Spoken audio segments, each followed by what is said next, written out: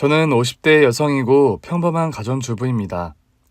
삼형제 집안의 남자에게 시집을 오다 보니까 위로는 형님, 아래로는 동서가 있어요. 그런데 저희 시동생이 5년 전에 교통사고로 명을 달리했습니다. 슬아의 자식이 없는 시동생 부부였는데 동서가 시부모님과 관계가 좋아서 신혼 초부터 시집살이를 했고 시동생 사후에도 시부모님을 모시고 살았어요. 동서, 서방님도 안 계신데 시집살이 하는 거 불편하지 않아? 서방님 사후 일주기가 지난 어느 날 제가 동서에게 물었더랍니다. 아니요, 형님. 저는 되려 어머님 아버님이 저 나가라고 하실까봐 그게 걱정인걸요. 어머님 아버님이야 동서 걱정해서 그런 말 하실 수는 있지. 동서가 아직 혼자 살기엔 젊잖아. 안 그래? 형님, 저는 이번 생에 또 결혼할 생각은 없어요. 그 사람 많이 사랑했고 다시는 재호 씨 같은 사람 없다는 거 저 아니까요. 동서와 살아생전 시동생은 사이가 각별한 인꼬 부부였습니다. 그래서일까 시동생 사후에도 집을 나가지 않고 시부모님을 모시고 산 동서였죠. 그런데 시동생 사후 3년 후에 시아버님께서 암투병을 하시다 돌아가셨고 같은 해에 시어머니마저 노환으로 돌아가셨어요. 형님, 저 어머니 아버님까지 돌아가셔서 이제 완전 천의 고아나 마찬가지예요. 동서, 무슨 그런 소리를 하나. 나도 있고 형님도 있는데 그런 소리 마. 동서가 일찍 친정 부모님을 여의고 살아온 탓에 시부모님을 친부모님처럼 따르고 많이 의지했더랍니다. 마음씨가 착하고 여린 동서라서 시부모님 사후에 많이 힘들어한 것이 사실이었죠. 동서는 원래 아이들을 좋아해서 시동생이 살아생전 임신을 위해 많은 노력을 했더랍니다. 그런데 후사 없이 시동생이 명을 달리한 이후 고아원 봉사활동을 다니며 아이들을 돌보던 동서였어요. 형님, 애들 돌보다 보니까 꼭 내 배 아파 낳은 자식만 자식이 되는 것 같진 않아요. 뭐? 입양이라도 하려고? 쉽게 결정할 수 있는 문제는 아니지만 유달리 마음이 가는 한 아이가 있거든요. 동서는 췌장암 선고를 받기 전에 입양을 하려고 진지하게 고민 중이었습니다. 그런데 1년 전 급작스레 췌장암 선고를 받았고 투병을 하다가 결국 명을 달리하고 만 동서였어요. 형제 자매도 없는 데다 일찍 부모님을 여인 동서라서 가족 하나 없는 장례식이 치러졌습니다. 동서 상주는 누가 하는 게 좋을까요? 우리 민철이를 시키지 뭐. 그렇게 형님네 큰 아들이 상주를 하면서 동서의 쓸쓸한 장례식이 치러졌습니다. 그런데요, 가족 하나 없는 동서 장례식 중에 몰래 입가에 미소를 지으며 들락날락거리는 형님이었습니다. 오늘 장례 치르기에는 날씨가 쨍하니 참 화창하네. 그런 말을 하면서 은근히 콧노래까지 부르길래 전 무슨 상황인가 싶어 형님 얼굴을 빤히 들여다보게 되더군요. 아무리 피가 섞이지 않은 시댁 식구의 죽음이라지만 장례식장에서 할 말도 표정도 아니었기에 순간 이상한 기분이 드는 것이 사실이었습니다. 제가 좀 굳은 얼굴로 쳐다보자 갑자기 수습하는 듯 표정 관리를 하는 형님이었습니다. 아이고, 우리 불쌍한 막내 동서. 살아생전 그리 서방님이랑 어머님 아버님을 그리워하더니 결국 그 뒤를 따라갔네 그려. 서른 울음을 터뜨리는 형님의 얼굴을 보았는데 울음소리만 낼 뿐 눈물 한 방울 맺혀있지 않은 말끔한 눈가를 하고 계시더군요. 아무리 봐도 형님의 태도가 너무나 이상했습니다. 형님, 그래도 동서 죽기 전에 형님이 돌봐주셔서 마음이 많이 그렇죠? 그렇지. 동서 떠나기 전에 마지막 뒷수발을 내가 했으니 마음이 내가 좀 더 힘든 게 사실이야. 저는 불어 형님 의중을 떠본다고 그런 질문을 던졌더랍니다. 사실요, 동서가 췌장암 투병을 한참 하던 때에 요양원에 들어가려고 한 적이 있었습니다. 형님, 저 몸 상태가 너무 점점 안 좋아져서 요양원 들어가려고요. 집에 간병인을 쓰고 나랑 형님이 돌아가면서 돌봐주는 건 어때? 아유, 아니에요. 큰형님, 작은형님 두 분 다 노는 분들도 아니고 살림하랴 애들 돌보랴 바쁘신 분들인데 저까지 병가는 못 맡겨요. 아니야, 동서. 무슨 그런 서운한 말을 하나? 지척에 사는 가족을 두고 동서가 왜 요양원을 들어가? 요즘은 요양원 시설도 잘 되어 있고 저 상태 점점 위독해져 가면 요양원이 제일 나을 것 같아서요. 동서, 그런 말 마라. 어머님 아버님 병수발 그거 동서가 제일 많이 했는데. 동서 병수발은 내가 해줄게. 그리고 둘째 동서도 많이 도와줄 거고, 그렇지? 그럼요. 형님 당연히 도와드리죠. 그런데 민철이가 고3인데 괜찮으시겠어요? 민철이 고3인 거야. 민철이가 공부 열심히 하면 되는 문제고. 내가 뭐 할 일이 따로 있다고 그래? 가족도 하나 없는 우리 불쌍한 막내 동서. 내가 병간호 해줄게. 평소에요. 사실 막내 동서와 형님이 그리 막연하고 각별한 사이는 아니었습니다. 되려 막내 동서와 가까운 건 저였는데 되려 형님이 나서서 동서 간호를 해주겠다고 하니 저로서는 감사한 마음이 드는 게 사실이었더랍니다. 그때만 해도 큰형님 자리에 맞는 행동을 하시는 거라고 고맙게 생각을 했었는데 막상 동서 장례식장에서 형님의 태도와 표정을 보니 뭔가 찜찜하고 알 수 없는 불길한 의혹이 스멀스멀 피어오르는 게 사실이었죠. 장례식장 빈소에서 한 번은 화장실에서 볼일을 보고 밖으로 나가려는데 갑자기 낭랑한 톤으로 통화하는 형님 목소리가 들려오더라고요. 아, 뭐 기분 좋은 일 있냐고? 내가 뭐 기분 좋은 일이 뭐 있어? 여기 장례식장이야. 우리 막내 동서명 달리했잖아. 이제 뭐 알터니에 빠진 거나 다름없지. 다른 일들 다 자동으로 해결이니까. 그런 말을 하고 전화를 끊더니 콧노래를 부르면서 화장을 고치는 형님이었어요. 저는 화장실 안에서 볼일을 보고 밖으로 나가려다가 입을 틀어막고 경악하고 말았더랍니다. 아하하하하. 소리를 내며 웃는 건 뭐고 또 동서의 죽음을 두고 알터니가 빠진 거나 다름없다니. 대체 무슨 이상한 소리를 하는 건지 도무지 종잡을 수가 없더라고요. 마음 같아서는 당장 뛰쳐나가 형님에게 형님, 동서가 불쌍하게 암투병하다 죽었는데 지금 무슨 애먼 소리를 하시는 거예요? 네? 따지고 묻고 싶었지만 그럴 수도 없는 노릇이었습니다. 이상한 의혹만 잔뜩 들기 시작했고 저는 아무래도 안 되겠다는 생각이 들더군요. 제가요, 형님네 부부보다 일찍 결혼을 했고 아이도 일찍 낳아서 저희 큰아들이 지금 대학을 졸업하고 경찰 공무원으로 일을 합니다. 형님의 이상한 태도가 아무래도 그냥 넘어갈 일이 아닌 것 같다는 생각이 들더군요. 장례식이 끝나자마자 저는 아들을 불러놓고 제가 느낀 바들을 시시콜콜이 털어놓았습니다. 큰엄마가 화장실에서 그런 통화를 했다고요? 그래, 엄마가 볼일 보고 밖으로 나오려다 나가지도 못하고 얼마나 충격 먹었는 줄 아니? 그런 통화하는 내역 녹음해 놓으셨어요? 이 녀석아 그 와중에 무슨 통화를 하니? 이상한 통화 내용 듣고 화장실 안에서 벌벌 떨고 있기 바빴는데. 그 전에 낌새도 이상했다면서. 저라면 통화부터 했겠어요. 저희 아들이 그런 말을 하는 데에는 나름의 이유가 있었습니다. 저희 아들이 직업이 경찰 공무원이다 보니까 아무래도 객관적이고 냉정한 판단을 내리는 거였죠. 성훈아, 이거 그냥 넘기기에는 너무 찜찜하니까 너 큰어머니에 관해 뒷조사 좀 해볼래? 엄마, 내가 경찰 공무원이지 이런 거 뒤낚이고 다니는 사설 탐정 아니에요. 너 보고 뭐 돈 받고 하라든 사설 탐정보다야 네가 훨씬 나을 거 아니니.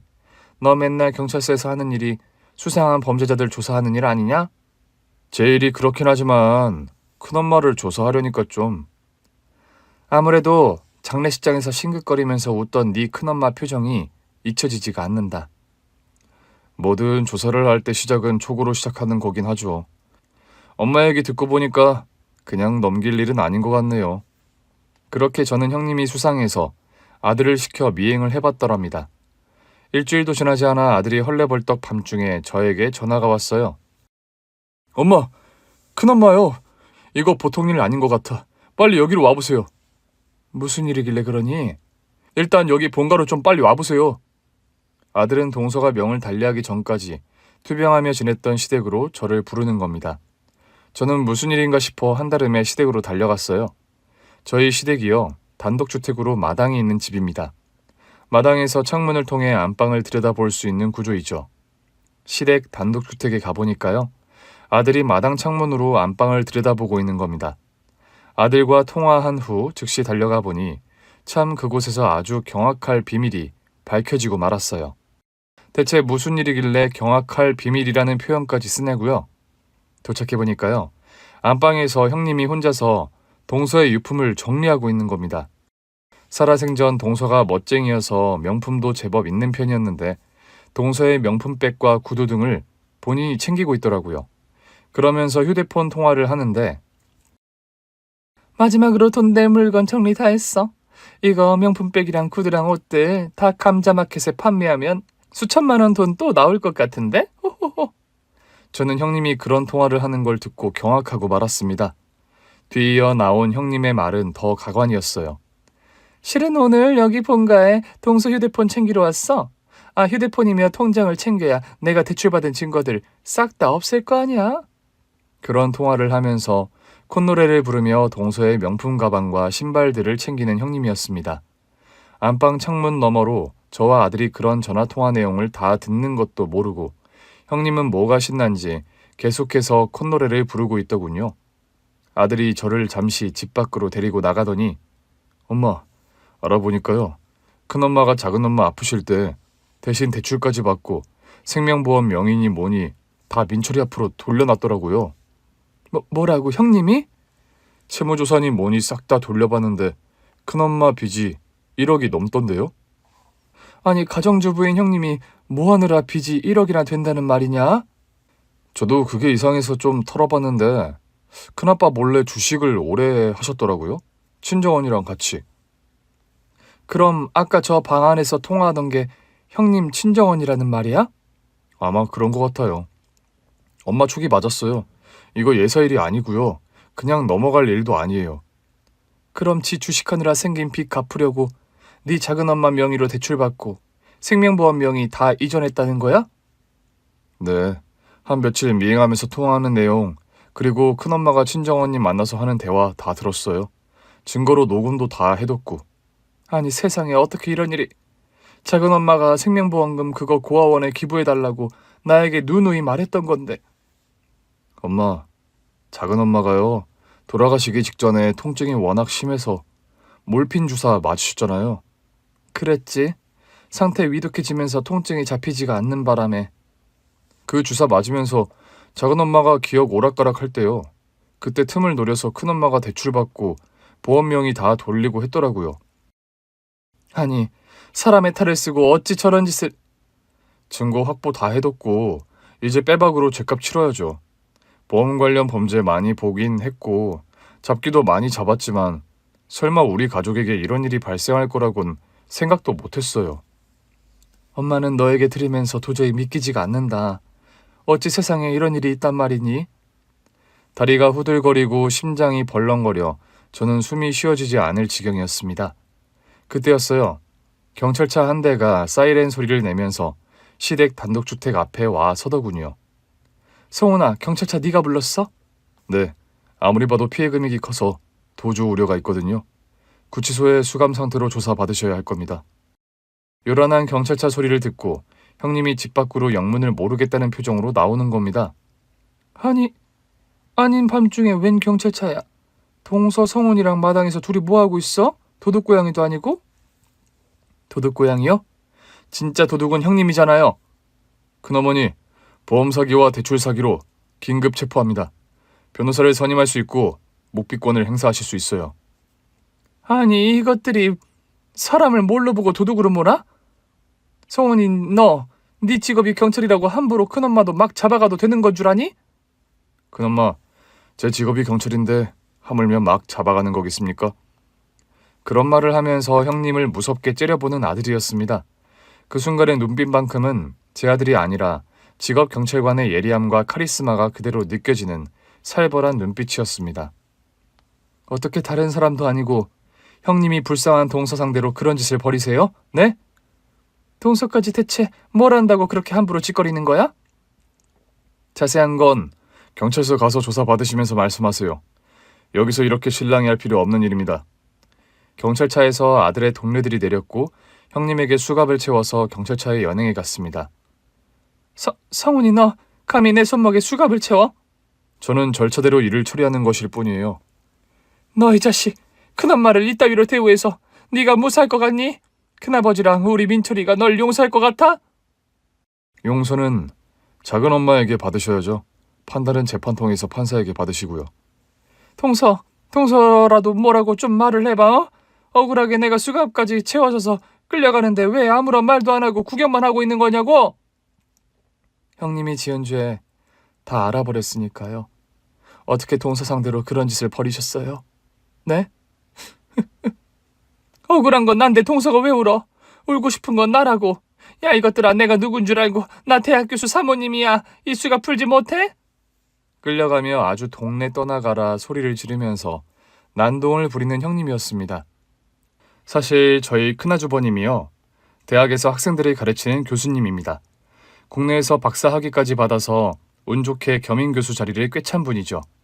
평소 형님은 남편 직업에 대한 프라이드가 강한 분이었어요. 사실 민철 아빠가 뭐 큰돈을 버는 직업도 아닌데 어디 가면 교수 사모님 소리 듣는 거 그거 하나로 내가 버틴다? 형님도 참, 대학 교수가 돈 못 버는 직업도 아니잖아요. 동서도 순진하네. 사립대학도 아니고 국립대학 교수 월급 얼마나 쥐꼬리인데 우리 민철이 과외도 하나 비싼 거 제대로 못 시킨다 그 월급으론? 그래도 민철이 아주버님 닮아 공부 잘하잖아요. 공부는 잘하지. 그런데 공부만 잘하면 뭐해? 나중에 유학 보내고 그러려면 돈이 필요한데 참 답이 안 나오니까. 장학금 받아서 가겠죠. 민철이 수재인데 장학금 받는 게 어디 쉽나? 장학금만 받으면 뭐해? 외국은 나가서 생활비가 또 수백 드는데 교수 사모님 모임 나가봐도 친정이나 시댁 부자 아니면 아주 궁색하기 이를 데 없는 짠순이들로 산다니까? 휴. 그런 말을 하면서 한숨을 쉬는 형님이었습니다. 저희 큰아주버님이 평생 공부만 한 분이라서 아주 좀 고지식하고 보수적인 분이에요. 그런 큰아주버님 몰래 친정언니와 주식 투자를 한 형님이었고 손실을 메꾼다고 알고 보니 빚이 1억이 넘는 상황이었습니다. 뭐? 빚이 1억? 당신 정신 나갔어? 처음엔 빚이 이렇게 늘 줄 모르고 시작한 일이에요. 돈 1,000만 원 빚 생겼을 때 나에게 얘기했어야지. 당신에게 얘기했으면 뭐가 달라졌을까? 100만 원 빚만 생겨도 난리 떠는 사람인데 아마 1,000만 원 빚 얘기했으면 노발대발 했을 거면서요? 그걸 말이라고 해? 내가 생활비를 안 갖다 준 것도 아닌데 이런 큰일을 벌여? 당신 가져다 주는 생활비 그거 최저생계비밖에 안 됐어요. 민철이 과외도 시키고 나 운동이라도 하나 다니려다 보니까. 당신 운동 가는 헬스클럽 돈이나 쇼핑하는 것들 다 내 카드로 하라고 하잖아. 말만 하라고 하지 어디 요가라도 하나 끊을라 치면 가재미 눈 하면서요? 나도 잘한 거 하나 없지만 당신하고 사는 내내 내가 얼마나 숨이 막혔는지 알아요? 내가 돈 많이 못 갖다 줘서 이런 일을 벌였다는 거야? 나 사치하자고 빛난 거 아니에요. 우리 민철이 다른 애들처럼 고액과외도 좀 척척시키고 학원도 돈 생각 안 하고 척척 보내고 갱년기다 뭐다 여기저기 아픈데 필라테스라도 하나 마음대로 다니려고 그랬어요. 왜요? 뭘 잘했다고 큰소리야? 그런다고 다 죽어가는 재수씨 명의로 대출을 받아? 생명보험 명의 민철이 앞으로 돌리는 거 재수씨가 동의했어? 동의하니까 명의 이전했겠죠? 안 했으면 뭘 어찌 명의를 바꿔요? 당신이 한 짓이 어떤 짓인지 모르겠어? 내가 어떻게 커버칠 수도 없는 짓을 저질러 놓고 왜 그리 당당해? 그래요. 나 죽을 죄를 지었어요. 돈에 눈이 멀어서 죽어가는 동서를 이용해 대출받고 생명보험금 민철이 앞으로 돌렸어요. 죄값 받으면 될 거 아니에요? 궁지에 물려서인가 더 날카롭게 소리 지르며 악을 쓰는 형님이었습니다. 형님은 법의 심판을 받게 되었고 징역형의 중형을 선고받았습니다. 이 사건에 충격을 받은 큰아주버님은 조카 민철이를 데리고 이민을 결정하더군요. 형, 진짜 미국 가서 살려고요? 힘들게 교수 자리 얻어놓고 이게 뭐하는 짓이요? 내가 부자로는 못 살았어도 자존심 하나로 여태 살아왔다. 마누라가 돈 때문에 그리 스트레스 받는 줄 모른 내 잘못도 있지만 이제 모든 일을 돌이킬 수 없는 지경이 됐어. 그래서 미국을 간다는 말씀이세요? 교환 교수 제의가 안 그래도 들어와서 민철이 데리고 미국 가서 살려고 한다. 재판이 진행되는 내내 큰아주버님과 형님은 극심한 갈등을 싸움을 벌였습니다. 그냥 단순하게 빚이 1억이면 내가 어떻게든 감당할 텐데 재수 씨 대신 대출받은 것도 그렇고 보험금 명의 이전도 아무리 덮으려 해도 이건 선을 넘었어. 그럼 형수님이랑 결국 갈라서시는 거예요? 민철이를 위해서도 그게 옳은 선택 같아. 더 이상 믿음을 서로 잃어버려서 한 입을 덮고 사는 거 이제는 불가능하고. 재판 과정이 진행되면서 형님이 동서를 속였던 방식이 만천하에 드러났어요. 동서의 의사와 상관없이 동서가 통증에 몰려 몰핀에 취해 있을 때 의식이 비몽사몽간인 것을 악용해서 동서 명의로 대출을 받고 생명보험금까지 계획적으로 조카인 민철이 앞으로 명의를 이전한 것이 드러났습니다. 이런 사실들이 드러나자 큰아주버님은 심정적으로 충격을 크게 받았고 결국 협의 이혼을 결정하시더라고요. 돈 못 버는 남편 때문에 그런 일까지 벌였다고 하니 위자료는 내 능력 최대치로 넣었어. 교도소에서 나오면 앞으로는 다신 민철이에게 부끄러운 짓 하면서 살지 마. 그런 말을 남기고 형님과 이혼한 큰아주버님이었습니다. 형님이 교도소에서 형을 사는 동안 아주버님과 조카 민철이는 미국으로 떠났어요. 동서 앞으로 나온 생명보험금은 살아생전 동서가 원하는 대로 고아원에 기부를 결정했습니다. 저희 동서가요, 아이를 그렇게 좋아하던 사람입니다. 동서, 주중에 일하고 주말에 또 고아원 봉사 나가는 거 힘들지 않아? 형님, 저는 타고나길 엄마 체질인가 봐요. 엄마 체질? 그런 체질도 있어?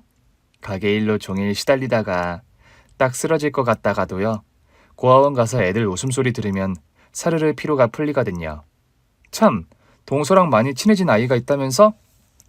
네, 준영이라고 8살짜리 남자인데요. 정말 귀엽고 말도 얼마나 잘하는지 몰라요. 그 애가 동서를 엄마처럼 아주 잘 따른다면서. 네, 동화책 읽어주는 수업을 하면서 처음 알게 됐는데 애가 아주 똘똘하고 속이 깊어요. 그리고요, 어찌된 일인지 준영이 그 아이요. 그 사람 얼굴을 많이 닮은 거 있죠?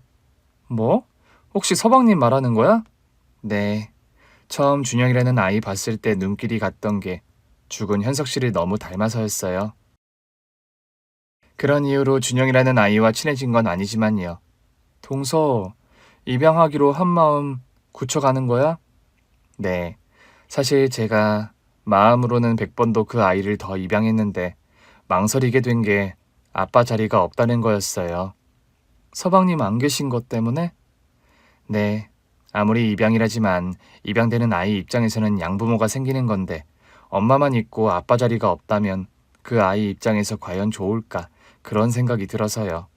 동서도 참. 동서는 늘 너무 그렇게 남을 배려해서 문제다.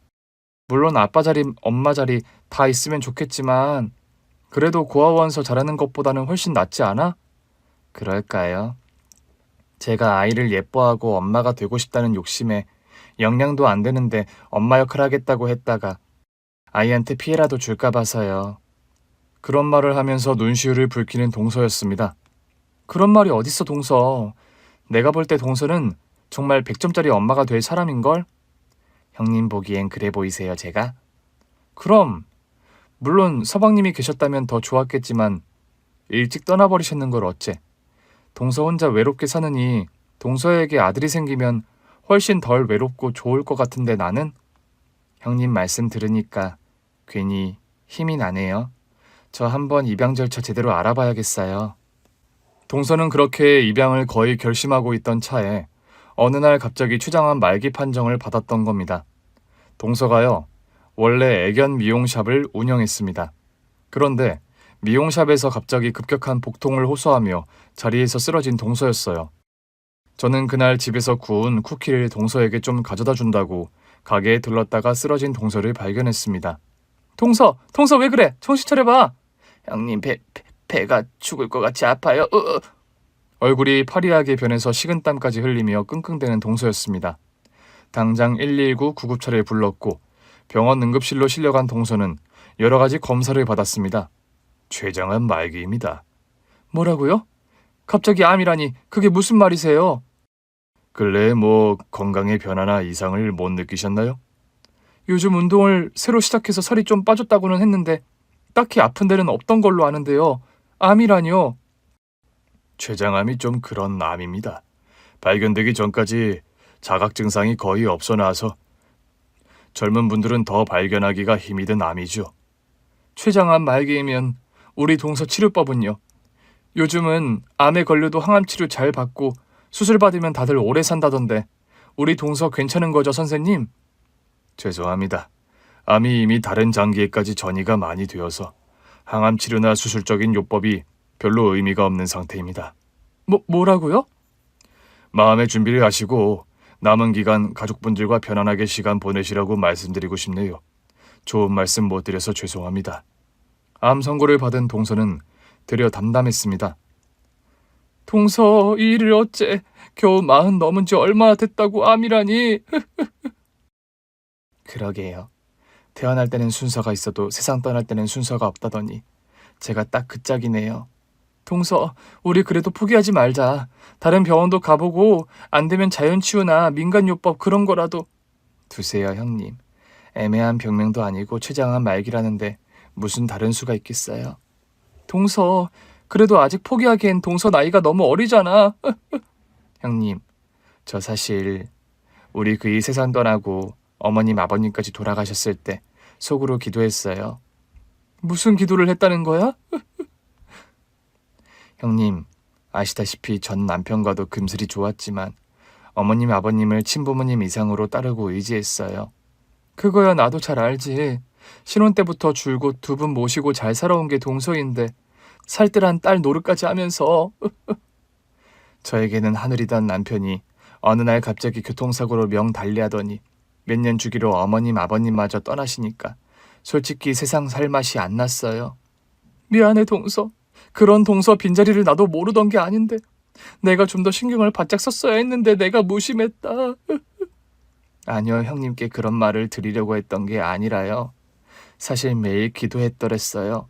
현석 씨한테 나 좀 빨리 같이 데려가 달라고요. 동서가 얼마나 힘들고 외로웠으면 그런 기도를 했겠어. 갑자기 아픈데도 딱히 없었는데 제가 이런 시한부 선고 받는 거는 제 기도를 그 사람이 들어준 게 아닌가 싶어요. 그런데 뭔가 말을 하려다 말끝을 흐리며 오열하는 동서였습니다. 그런데요, 저 얼마 전부터 다시 살고 싶어졌거든요. 준영이요. 그 아이와 친해지고 그 아이가 저를 엄마처럼 따르면서 다시 살고 싶어졌는데 그런 말을 하면서 한참을 오열하는 동서였습니다. 죽은 현석 씨를 꼭 빼다 박게 닮은 그 아이를 보면서 현석 씨가 나보고 살라고 이 아이를 보내줬구나. 내가 현석 씨 곁으로 데려가 달라고 그런 기도 그만해야겠다 그랬는데. 고민을 거듭한 끝에 입양을 어렵사리 결정했는데 시한부 선고를 받자 마음이 무너져 내린 동서였습니다.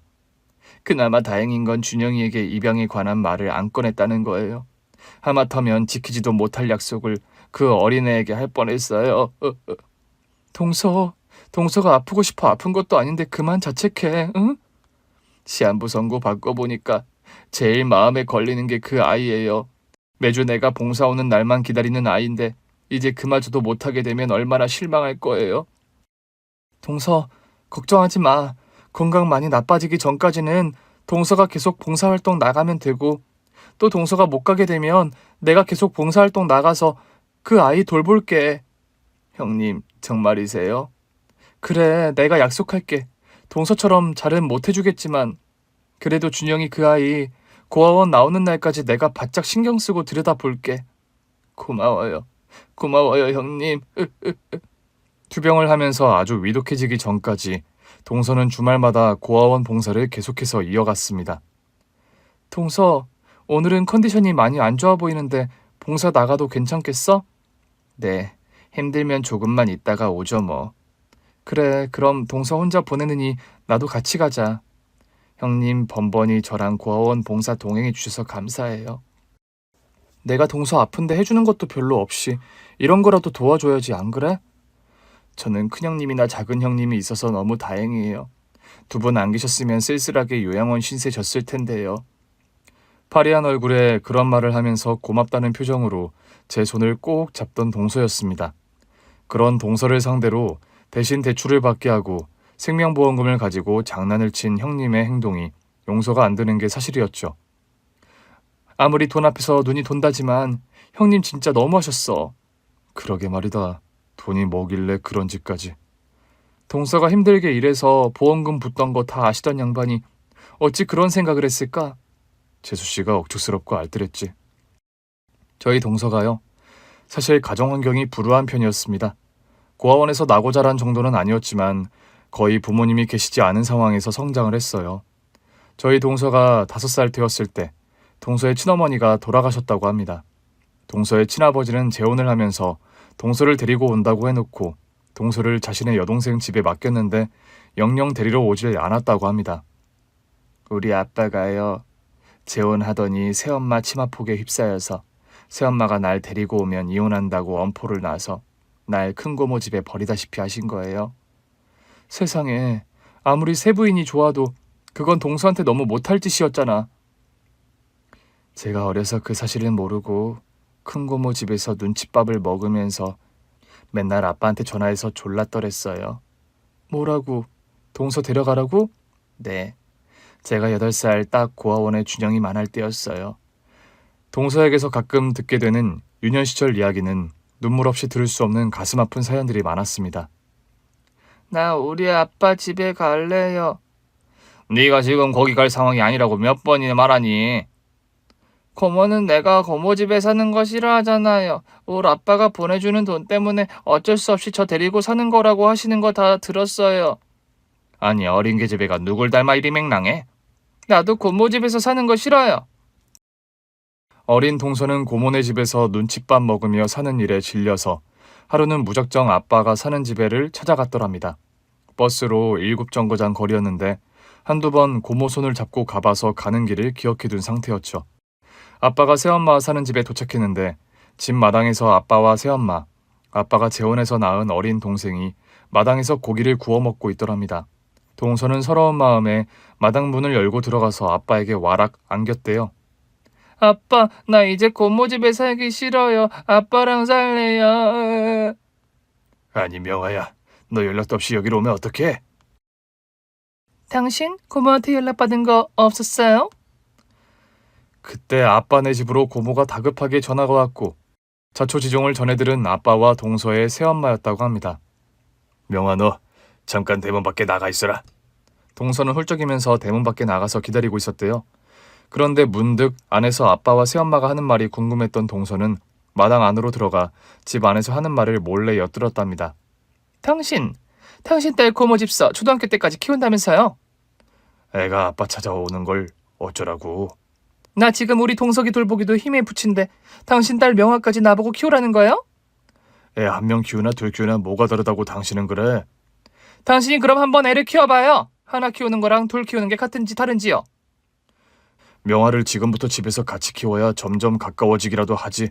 초등학교까지 고모 집서 키우라는 게 말이야? 그럼 당신이 택해요. 나랑 이혼하고 당신은 당신 딸 키우면서 살면 될 거 아니에요? 여보, 제발 내 입장도 좀 생각해주면 안 되겠니? 어린 게 얼마나 아빠가 보고 싶었으면 지 혼자 버스를 타서 여기까지 왔겠어. 당신 왜 애초에 나랑 결혼하자고 할 때랑 말이 다르죠? 당신 딸 키울 자신 난 없다고 했어요. 그러니까 명화는 고모 집서 키운다고 나한테 그랬잖아요. 새엄마와 아빠가 싸우는 소리를 듣고 동서는 혼자서 버스를 타고 다시 고모 집으로 돌아왔다고 합니다. 그 후로 동서는 초등학교를 졸업할 때까지 고모 집에서 살았답니다. 그런데 중학교 들어갈 무렵 동서 친아버지는 심근경색으로 명을 달리하셨대요. 중학교에 가서 아빠와 살 거라는 믿음은 없었어요. 새엄마가 워낙 나를 싫어해서 아빠랑 한 집에 사는 건 애진작 포기했으니까. 아빠 돌아가시고 그래도 동서 충격이 컸겠다. 임종 직전에 절 불러서 미안하다고 우시면서 그랬어요. 아빠가 널 지켜주지 못해 미안했다고요. 동서는 그래서 뭐라고 그랬어? 어린 마음에 참 나를 고모 집에 내팽개친 아빠가 죽기보다 미웠는데 돌아가시며 하는 그 말씀이 너무 가슴 아파서 그냥 괜찮다고 말씀드렸어요. 고모 집에서도 살만했다고. 동서는 친아버지가 돌아가신 후 고모 집에서도 나와 중학교 때부터는 이모님 댁에서 생활을 했다고 합니다. 고모집에서 살 때만큼 불화가 있는 건 아니었지만 또 이모 슬아의 아이들, 사촌들과 트러블이 있어서 영 편안하지 않은 사춘기 시절을 보낸 동서였죠. 이모랑 이모부는 저한테 그래도 잘해주시는 편이었는데 거기 사촌 언니 성격이 참 유별났어요. 내 물건 아무거나 집어가고 옷도 마음대로 가져가고. 그래서 자꾸 다퉜어? 처음엔 언니랑 투닥거리고 그랬는데 나중엔 제가 포기하게 되더라고요. 언니랑 진짜 크게 싸워서 쫓겨나면 갈 데 없는 처지였고 제 현실 파악한 후로는 그냥 무조건 양보하면서 살았어요. 동서는 성인이 되고 애견 미용사 자격증을 따면서 이모 집을 나와 독립했습니다. 옥탑방의 허름한 원룸이었지만 독립한 날의 해방감을 여태 잊지 못한다는 동서였어요.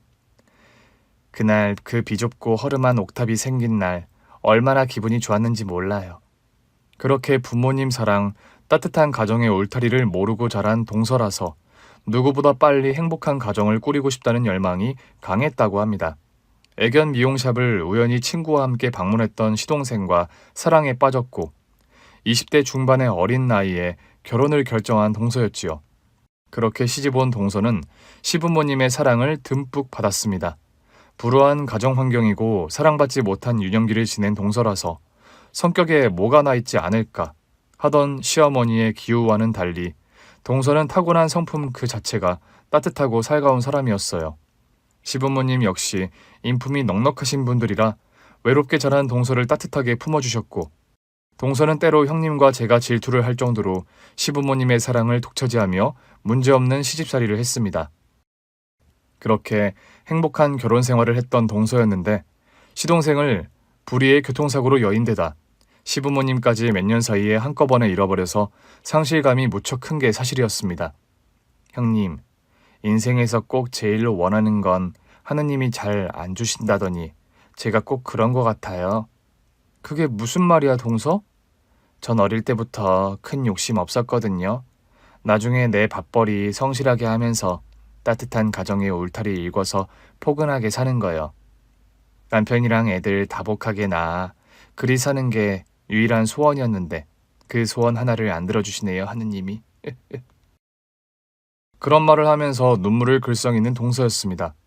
그런 동서가 고민 끝에 고아원 아이 준영이를 입양한다고 했을 때 저는 쌍수를 들고 그런 동서의 선택을 지지해 주었던 겁니다. 동서의 장례식이 끝나고 형님이 저지른 시끄러운 사건에 대한 마무리가 됐을 즈음 저는 바로 고아원을 찾아갔어요. 오랜만이네요. 명화씨 장례식은 잘 치르셨어요? 네, 원장님. 그간 잘 지내셨죠? 참, 준영이 소식이 궁금해서 더 찾아왔어요. 제가 더 빨리 오려고 했는데 집안의 시끄러운 일을 좀 해결하느라요. 안 그래도 준영이가 명화씨 하늘나라 떠난 거 알고 많이 슬퍼했어요. 지금 준영이는 뭐 하고 있나요? 공부방에서 그림 그리고 있을 거예요. 저는 공부방으로 가서 오랜만에 준영이를 보았습니다. 동서 말 맞다나 준영이라는 아이는 참 돌아가신 작은 서방님을 많이 닮은 남자아이였어요. 준영아, 안녕? 명화 아줌마랑 자주 오시던 아줌마? 그래, 맞아. 난 명화 아줌마 형님이란다. 준영이는 형님이라는 말 혹시 알아? 네, 알아요. 결혼해서 남편 형의 아내를 형님이라고 하잖아요. 우리 준영이 참 똑똑하구나. 그동안 잘 지냈니? 아니요. 명화 아줌마 하늘나라 가셨다고 해서 많이 슬펐어요. 아니나 다를까 준영이가 그리던 스케치북에는 익숙한 얼굴 하나가 그려져 있었어요. 그 그림을 보는데 저도 모르게 눈시울이 시큰해졌습니다. 저희 동서가요, 살아생전 머리띠하고 다니는 것을 무척 좋아했습니다. 스케치북 안에는 머리띠를 한 여자가 환하게 웃고 있는 그림이 그려져 있었던 겁니다. 준영아, 이거 누구 그린 거니? 명화 아줌마요. 명화 아줌마가 준영이 걱정을 많이 하셨단다. 암에 걸려 투병하시다 돌아가셨는데 마지막까지 네 얘기를 많이 하셨어. 이제는 아줌마 영영 못 보는 거죠. 많이 편찮으셔서 하늘나라 가시는 바람에 대신에 명화 아줌마 대신 아줌마가 매주 준영이 보러 올 거야. 명화 아줌마만은 못하겠지만 아줌마도 준영이 친구가 되고 싶구나. 제 말에 눈물을 쓱 닦고 옅은 웃음을 지어 보이는 준영이었습니다. 동서 사후에 나온 생명보험금의 절반은 고아원에 기부를 해서 공부방을 새로 짓는데 후원했습니다. 그리고 절반의 금액은 평생 준영이를 위한 후원에 쓰기로 결정을 했지요. 원장님, 저희가 준영이의 평생 후원자가 되고 싶습니다. 안 그래도 거금을 저희 고아원에 기부해 주셨는데 또요? 대신 이 후원은 크게 소문내긴 그런 것 같아요.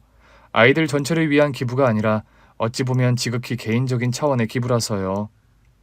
준영이 한 명을 계속 후원하고 싶다는 말씀이시죠? 네. 저희가 아이들 전체를 후원할 능력이 좋겠지만 저희는 아직 그런 능력이 안 되어서요. 대신 동서의 유언이 준영이를 잘 돌봐달라는 거였거든요. 사실 저희 동서가 시한부 선고 전에 준영이를 입양할 마음을 굳히고 있었습니다. 그렇군요. 명화 씨가 살아생전 준영이를 각별하게 생각하는 건 저도 알고 있었습니다만 저희 동서가요. 준영이를 딱 입양하려는 시점에 시한부 선고를 받아서 준영이에게 많이 미안해했습니다. 명화 씨가 그런 결심까지 했던 줄은 미처 몰랐네요. 이거 참. 유족 입장에서 동서 유지를 받들고 싶어서요. 생명보험금을 꽤 여러 개 들어두어서 꽤 거금이라 준영이가 대학교 졸업할 때까지 준영이의 개인 후원자가 되고 싶습니다. 그렇게 저와 남편은 준영이의 후원을 약속했습니다. 그림 그리는 것을 좋아하는 준영이를 위해 저희 부부가 할 수 있는 최선의 지원을 하기로 고아원 측에 약속을 했더랍니다. 그런 후원 약속을 하고 돌아온 지도 돌이켜보니 이제 어언 15년이 넘어가네요. 동서 사후 저는 동서와 시동생의 제사를 합제로 함께 지내고 있습니다. 동서가 입양하려고 했던 준영이는 최근 명문미술대학을 졸업하고 군 입대를 앞두고 있습니다. 매년 동서의 제삿날 우리 집에 방문하는 준영이입니다. 안녕하세요, 아주머니. 준영이 왔구나. 머리 깎은 거 보니까 입대 준비하는 거야? 네, 육군 현역으로 가게 됐어요. 고생하겠지만 건강히 잘 다녀와야지. 일단 들어오렴. 준영이는 동서의 제삿날 언제나 장미꽃 한 다발을 품에 안고 찾아옵니다. 살아생전 동서가 제일 좋아하던 꽃이 장미꽃인데 그걸 아는 준영이가 매번 잊지 않고 챙겨오는 선물이죠. 올해도 장미꽃 한 아름이구나. 아줌마가 장미꽃 선물 받을 때 제일 기분이 좋다고 하셨거든요. 동서의 제상에는 매년 한 아름의 풍성한 붉은 장미 꽃다발이 오릅니다. 제사를 파하고 제수 음식을 먹는 까까머리 준영이를 보니 만감이 교차하는 게 사실이더군요. 준영아, 군대 다녀오고서는 뭐 할 거야? 아마 미술 유학 준비할 것 같아요. 담당 교수님께서 추천서를 잘 써주셔서. 아마 계획대로면 장학금 받으며 유학 갈 수 있을 것 같고요. 이거 명화 아주머니가 남긴 나머지 예금 통장이란다. 유학 갈 때 써도 되고 네가 나중에 장가 갈 때 써도 되고. 아주머니, 저 덕분에 대학도 무사히 졸업했고 이미 차고도 넘치게 은혜 입었어요. 이거 그냥 받은 걸로 하겠습니다. 아니다. 이거 돌아가신 명화 아주머니와의 약속이야. 명화 아주머니는 비록 일찍 세상을 떠났지만 마음으로는 이미 너를 아들로 생각하던 분이셨단다. 눈물을 글썽이며 예금 통장을 받아드는 준영이었습니다. 준영이는 군대를 전역하고 나서 계획대로 미술 유학을 떠났답니다. 대학에 입학할 때부터 미술 특기자로 남다른 재능을 보이던 준영이었는데 대학 재학 시절에 국전에서 굵직한 상을 받으며 두각을 엿보였죠. 장학금을 받으면서 프랑스의 유명한 미술학교에 유학을 떠난 준영이었습니다. 준영이가 유학을 떠나는 날 김치미와 밑반찬을 바리바리 챙겨서 인천공항에 마중을 나갔어요. 준영아, 공부 잘 마치고 돌아와. 아주머니, 이게 다 뭐예요? 짐이라고 귀찮아하지 말고 반찬 드리니까 가져가렴. 성가셔도 가져가면 한국 음식 생각날 때 도움 될 거야. 감사합니다, 아주머니. 반찬 먹고 싶은 거 있으면 언제든 연락해. 아줌마가 부쳐줄게. 준영이는 5년의 유학을 마치고 무사히 귀국했습니다. 귀국해서 국내서에 첫 전시회를 열었는데 전시회의 테마가 뭐였는지 아세요? 그리운 시간들이란 전시회 제목을 보고 궁금증을 가지고 전시장에 들어갔던 저와 남편은 오열하고 말았더랍니다. 전시회의 입구부터 말미까지 빼곡하게 한 사람의 초상화만을 집요하게 그려냈더라고요. 초상화의 주인공은 다름 아닌 살아생전의 동서였습니다. 추상화적인 스타일로 표현이 된 작품들도 있었지만 형태를 정확하게 알아보기 힘든 그 작품들 속에서도 머리띠를 끼고 한 소년을 따뜻하게 품고 있는 여인이 동서라는 건 누가 봐도 자명한 사실이었죠. 준영아, 그리운 시간들이 너에게는 명화 아줌마였니? 네, 저에게는 여전히 그리운 분이기도 하고요. 그런 말을 하는 준영이의 눈가가 붉게 물들어 있는 것을 저는 놓치지 않았더랍니다. 맨 마지막에 걸려있는 작품은 머리띠를 끼고 있는 동서 초상화였어요. 그리고 작품의 제목이 나의 엄마였답니다. 살아생전 동서는 그렇게도 엄마가 되고 싶어 했는데 죽어서 엄마 소원을 이룬 동서입니다. 동서, 오늘 준영이의 첫 귀국 전시회 하늘에서도 잘 감상했어? 마지막 작품의 제목 나의 엄마를 보면서 준영이가 동서를 어떻게 생각해온 건지 100마디 말 이상으로 이해하게 됐어. 이렇게 멋진 아들을 둔 동서가 너무 부러운 저녁이야. 준영이를 끝까지 챙긴다는 동서와의 약속, 나도 지킨 거니까 나한테도 칭찬 한마디 부탁해. 동서 오늘따라 많이 그립고 보고 싶다. 그곳에선 늘 행복하길 바래. 긴 얘기 들어주셔서 정말 감사합니다. 오늘 준비한 사연은 여기까지입니다. 재미있게 들으셨다면 구독과 좋아요, 알림 설정까지 눌러주세요. 그럼 저는 다음 사연으로 찾아뵐게요. 오늘도 건강하고 행복하세요.